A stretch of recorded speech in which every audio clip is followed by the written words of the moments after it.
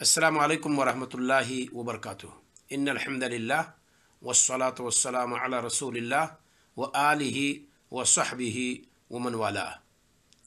کیا رسول اکرم صلی اللہ علیہ وسلم ماہ شعبان میں صرف 15 شعبان کو روزہ رکھتے تھے؟ اس میں کوئی شک نہیں کہ جناب عربی صلی اللہ علیہ وسلم شعبان کے مہینے میں زیادہ نفلی روزہ رکھتے تھے، جیسا کہ اما عائشہ صدیقہ رضی اللہ تعالیٰ عنہ فرماتی ہیں، لم يكن النبي صلی اللہ علیہ وسلم يصوم شهرا اکثر من شعبان فإنه كان يصوم كله۔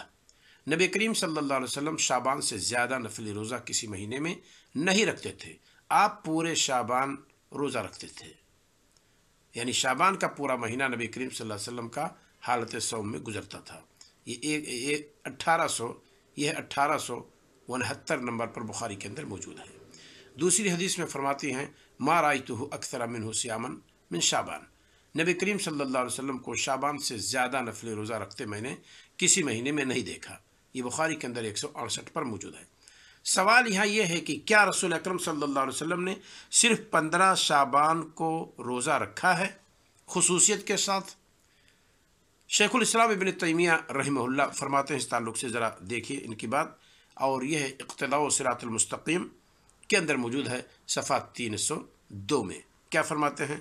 فَأَمَّا صَوْمُ یوم النصف، رہی بات 15 شعبان کے روزہ کی، مفردن صرف 15 شعبان ہی کو منفرد طور پر، فلا اصل لہ، تو اس کی کوئی اصل نہیں ہے، اس کی کوئی شرعی بنیاد ہے ہی نہیں کہ جس کی وجہ سے رکھا جائے، بل افرادہ مکروہ، بلکہ صرف 15 شعبان کو روزہ رکھنا یہ مکروہ ہے، کیونکہ نبی کریم صلی اللہ علیہ وسلم جو ہفتہ واری روزہ رکھتے تھے وہ سوموار کو جمعرات کو رکھتے تھے، اور ماہانہ جو روزہ رکھتے تھے وہ ایام بیض کا ہوتا تھا، عربی کی 13، 14، 15 تاریخ کو روزہ رکھتے تھے۔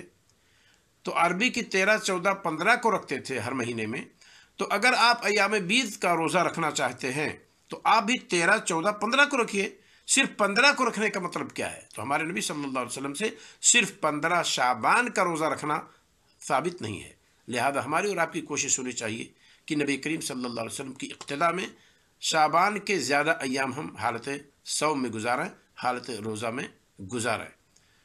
نبی کریم صلی اللہ علیہ وسلم خطبہ دیتے تھے، کہتے تھے، فَإِنَّ خَيْرَ الْحَدِيثِ كِتَابُ اللَّهِ وَخَيْرَ الْهَدْيِ هَدْيُ مُحَمَّدٍ صلی اللہ علیہ وسلم، سب سے بہتر حدیث اللہ کی کتاب ہے، اور سب سے بہتر منہج اور طریقہ اور راستہ محمد صلی اللہ علیہ وسلم کا راستہ ہے۔ تو جب سب سے بہتر راستہ اور طریقہ محمد صلی اللہ علیہ وسلم کا ہے تو آپ کے طریقے میں، آپ کے راستے میں صرف 15 شعبان کا روزہ رکھنا ثابت نہیں ہے، لہذا ہماری کوشش ہونی چاہیے کہ ہم 15 شعبان کو صرف روزہ نہ رکھیں۔ رہی بات علی رضی اللہ تعالیٰ عنہ کی روایت جو سنت ابن ماجہ کی ہے کہ اذا کانت لیلۃ النصف من شعبان فقوموا لیلہا وصوموا نہارہا، تو یہ روایت درست نہیں ہے، لہذا ہماری اور آپ کی کوشش ہونی چاہیے کہ ہم صرف 15 شعبان کو روزہ نہ رکھیں بلکہ زیادہ تر شعبان کے پورے مہینے میں روزہ رکھیں۔ اور شیخ الاسلام ابن تیمیہ رحمہ اللہ نے نہایت صراحت کر دی ہے کہ صرف 15 شعبان کو روزہ رکھنا یہ ہے مکروہ ہے، جیسا کہ ان کی کتاب اقتداء صراط المستقیم کے اندر موجود ہے، اور صفحہ ہے 302۔